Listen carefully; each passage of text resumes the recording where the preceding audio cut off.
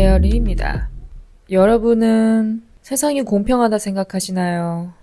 아니면 불공평하다고 생각하시나요? 오늘은 프리스타일입니다. 제가 팟캐스트를 시작한 이후로 프리스타일로 녹음을 해본 적이 거의 없었는데 오늘만큼은 뭔가 그냥 딱히 짜여진 아웃라인 없이 생각나는 대로 말하고 싶어서 이렇게 녹음을 시작합니다. 그래서 다소 이야기가 좀 중구난방일 수도 있다는 점 양해 부탁드리고요.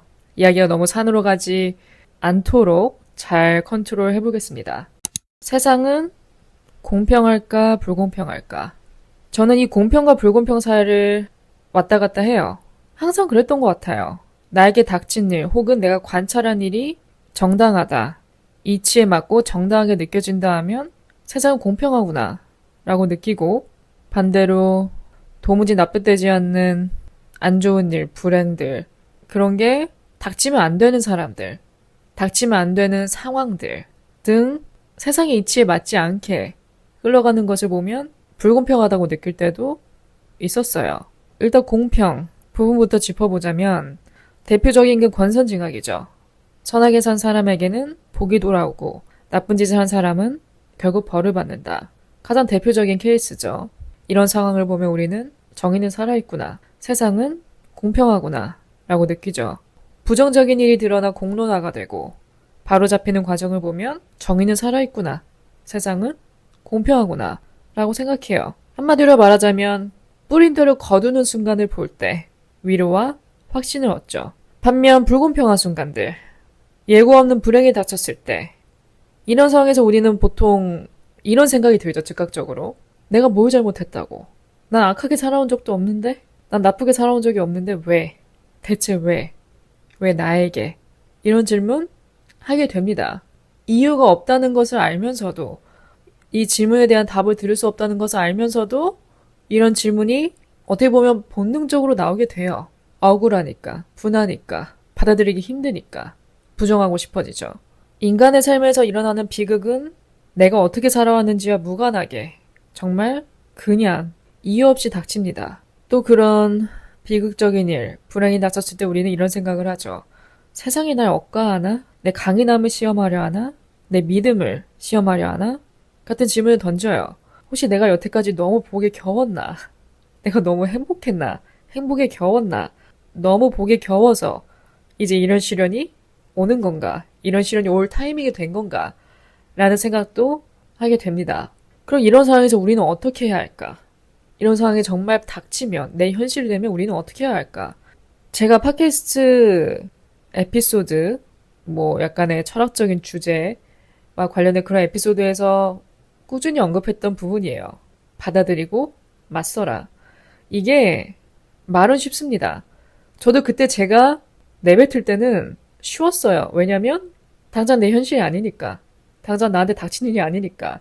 근데 이게 정말 내 현실이 되면 살짝 힘들어집니다. 말처럼 쉽지 않아져요. 보통 이런 일이 닥쳤을 때 인간의 심리 변화는 대개 이렇게 진행되는 것 같아요. 부정. 부정부터 시작하죠. 이런 불행을 못 받아들이겠어. 받아들이고 싶지 않아. 너무 불공평해서 부정하게 돼요. 내가 지금 꿈꾸고 있는 게 아닐까 라는 생각이 들 정도로 현실을 부정하게 돼요. 정말 그냥 부정하고 싶어요. 눈 감았다 뜨면 이 모든 게 꿈이었으면 하죠. 하지만 시간이 지나면 차츰차츰 받아들이게 됩니다. 수용하게 돼요. 왜냐면 아무리 억울해도 부정해도 후회해도 달라지는 건 없으니까. 내 현실이 이제 남의 현실이 아니잖아요. 내 거잖아요. 달라지는 건 없죠. 달라지는 게 없다는 것을 받아들일 때부터 저는 이 극복의 프로세스가 진행된다고 생각합니다. 그러니까 어떻게 보면 받아들이는 게 첫 번째 고비, 두 번째 고비가 맞섬이죠. 어떻게 해요? 닥쳤는데. 맞서야죠.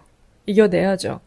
하늘이 무너져도 솟아날 구멍은 있다 하죠. 이 말을 모르는 사람은 없을 겁니다. 굉장히 흔한 속담이면서 뭐랄까 좀 직관적이에요. 딱 들으면 어떤 의미인지 알잖아요, 우리가. 다 길이 있다는 거죠. 어떤 상황에서든. 단순하고 직관적이며 강력한 메시지인데 막상 이런 어려운 상황에서 이 말을 떠올렸을 때 처음에는 그렇게 와닿지가 않아요. 그 솟아날 구멍이 어디 있는지 모르겠으니까. 보이지 않으니까, 보이지 않는 것만 같으니까 처음에 그렇게 와닿지 않는데 그 내게 닥친 문제를 받아들이고 하루하루 맞서 이겨내는 내 모습을 보면서 그 구멍들이 보이기 시작하는 것 같아요. 솔직히 구멍이 보인다 해서 와, 이거다, 이게 길이다, 답을 찾았다 이런 느낌이 아니라 일단 이렇게 하면 어떻게든 그 다음 스텝으로 넘어갈 수 있겠지. 또 그 다음 스텝으로 넘어갈 수 있겠지. 그러니까 허들을 하나하나 넘는 느낌? 그렇게 다가오더라고요. 여러분들의 인생에서 이것만큼 더한 워스트는 없다. 이게 최악이다. 라고 느껴질 만한 일들에는 뭐가 있나요? 저는 제 인생에서 가장 워스트한 나이메어, 끔찍한 일은 내 불안감 중 하나가 현실이 되었을 때. 일상 속 불안감이라는 에피소드를 제가 만든 적이 있어요. 아마 1년 정도 되지 않았나. 그때 제가 가지고 있던 여러 가지 불안감들, 크고 작은 불안감들, 그런 것들을 나열을 했었는데 그런 것들 하루아침에 사라지지 않아요. 어떻게 보면 평생 안고 가는 불안감입니다. 물론 그 레벨은 조절해야겠죠. 막 그게 내 삶에 큰 지장을 줄 정도의 불안감이라면 어떤 해결책이 필요한 거고 그냥 인간이라면 누구나 느낄 수 있는 불안감이다. 누구나 떠올릴 수 있는 그런 불안감이다 하면은 그냥 받아들이고 인지하는 것 자체가 어떻게 보면 대응책이지 않을까라는 비슷한 말들을 제가 했었어요. 내 불안감 중 하나가 현실이 되었을 때, 평소 불안해하던 일이 진짜 일어났을 때, 그것만큼 사람 무너지게 하는 건 없을 거다라고 생각해 왔어요, 저는. 그런 일이 실제로 닥치면 난 뭔가 못 이겨낼 것 같아. 그럼 어떻게 받아들이지? 어떻게 이겨내지? 라고 여길 정도의 큰 고비가 현실이 되었을 때 그게 최악이지 않을까. 대표적인 게 나 자신 혹은 내가 사랑하는 사람들의 안위죠. 누가 아플 때, 어떤 사고를 당했을 때, 뭐 어떤 사기를 당했을 때 그런 것들이 어떻게 보면 가장 하이 레벨 수준의 고비죠. 이런 류의 불안감은 저는 누구나 갖고 있다고 생각합니다. 심지어 아이들조차도. 어린 아이들도 만약에 아빠가 오늘따라 집에 늦게 들어오신다 그러면 걱정하잖아요. 아빠 왜 안 와? 이러고. 엄마가 아프면 걱정하죠. 아주 어린 아이더라도 엄마가 아픈 모습을 보면 어떻게든 엄마를 좀 케어해주거나 이렇게 안아주려는 그런 행동을 보이죠. 보통 우리가 어렸을 때는 나보다는 내 자신보다는 주변 사람들에 대한 불안감, 내 사랑하는 사람들에 대한 불안감 이 주를 이루는 반면 성인이 되면 크고 나면 이제는 내 사랑하는 사람들뿐만 아니라 내 자신의 안위, 건강도 걱정되기 시작해요. 어떻게 보면 자연스러운 것 같습니다. 그래서 저는 이 불안감이 현실되었을 때 실존적 충격이죠. 평소 불안으로만 존재하던 게 실제로 내 눈앞에 펼쳐질 때 단순히 사건 자체의 고통보다 내가 두려워하던 게 결국 나를 덮쳤구나. 라는 어떻게 보면 이중의 타격을 받게 되죠. 근데 아이러니하게도 막상 그런 상황이 닥치면 생각보다 인간은 버티고 적응하게 됩니다. 웃겨요. 머릿속에 상상으로만 그려낼 때는 난 안 돼. 난 못할 것 같아. 나는 감당하지 못할 것 같아. 나는 이겨내지 못할 것 같아. 이러는데 막상 닥치면 적응하게 되어 있습니다. 실제 순간에는 오히려 생존 본능, 적응 본능이 작동하게 되는 거죠. 그래서 그런 정말 끔찍한 악몽 같은 현실 속에서도 사람은 자기도 모르게 살아가고 있는 내 자신을 발견하게 됩니다. 무너짐이 뭘까? 무너짐의 의미. 진짜 무너짐은 오히려 인간을 다시 세우기도 하는 것 같아요.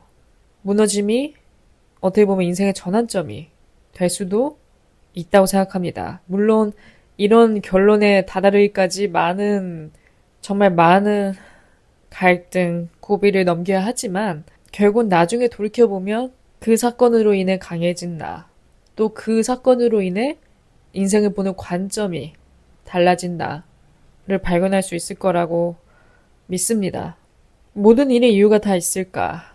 이 말을 제가 그 몇 주 동안 정말 많이, 진짜 정말 많이 되뇌었어요. 이렇게 생각하고 저렇게 생각해봐도 도무지 이유가 없다고 생각하는 일을 어떻게 받아들여야 할까? 그럼 이 일은 정말 아무 이유가 없이 일어난 걸까? 이유가 있다면 무엇일까?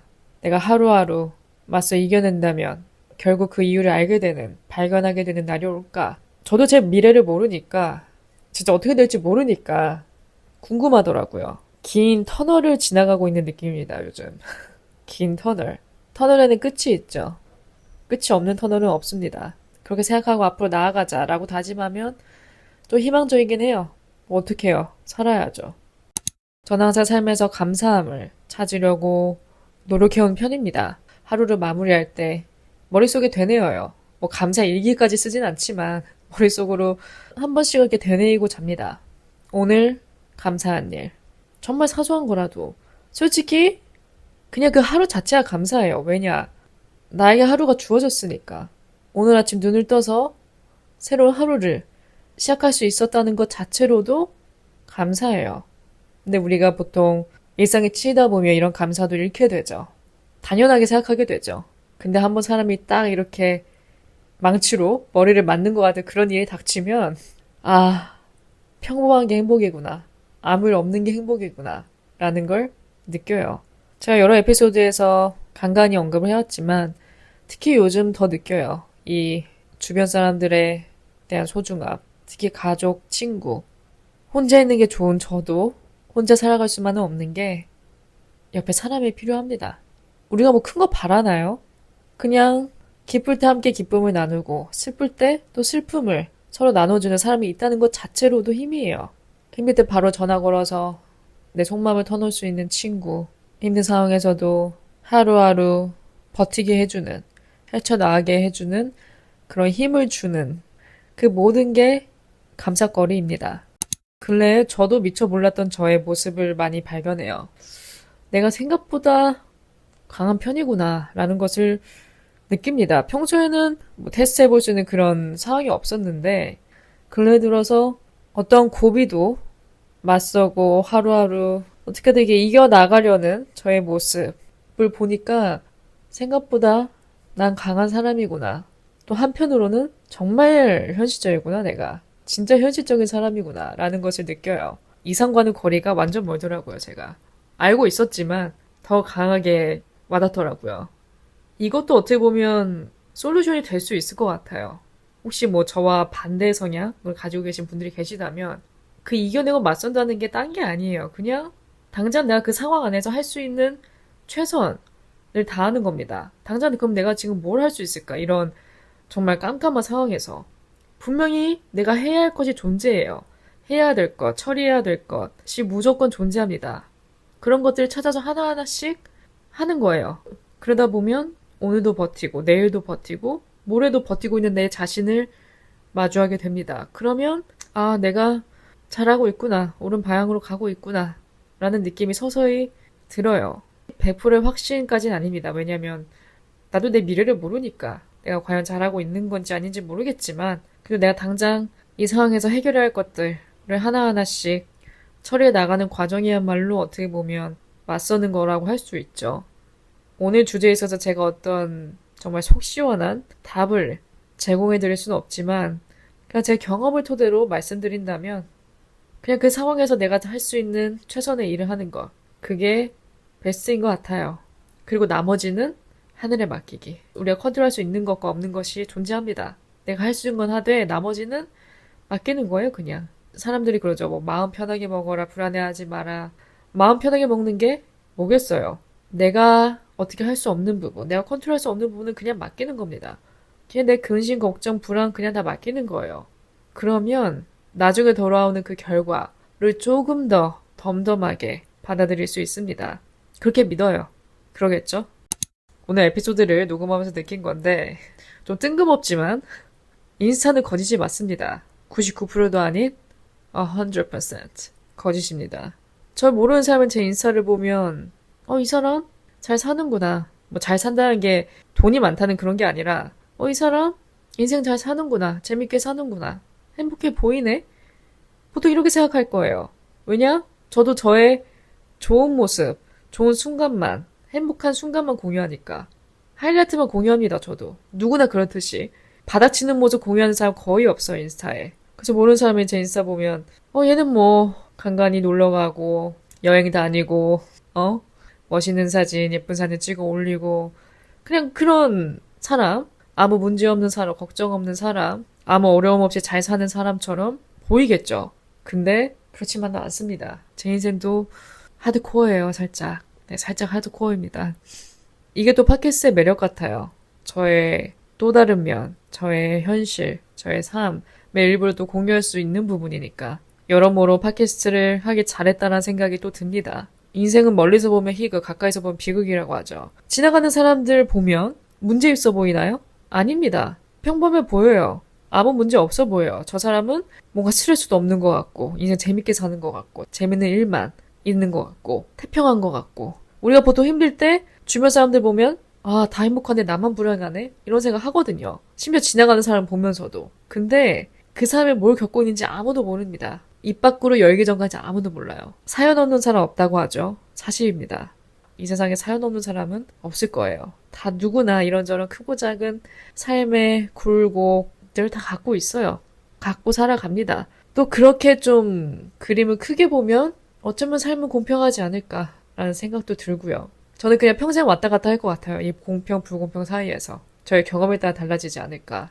아무쪼록 여러분들도 오늘 저의 이 중구난방인 에피소드 들으시면서 한 번쯤 이렇게 생각을 정리해 보셔도 좋을 것 같아요. 자신에게 질문해 봐도 좋고요. 삶을 공평하다고 생각하시는지 아니면 불공평하다고 생각하시는지 여러분들이 남겨주고 싶은 의견이 있으시다면 스포티파이 댓글 항상 열려 있으니까 남겨주시고요. 또 애플 팟캐스트 리뷰에 남겨주셔도 좋고 팟캐스트 인스타그램 DM으로 남겨주셔도 좋고요. 어디든 환영합니다.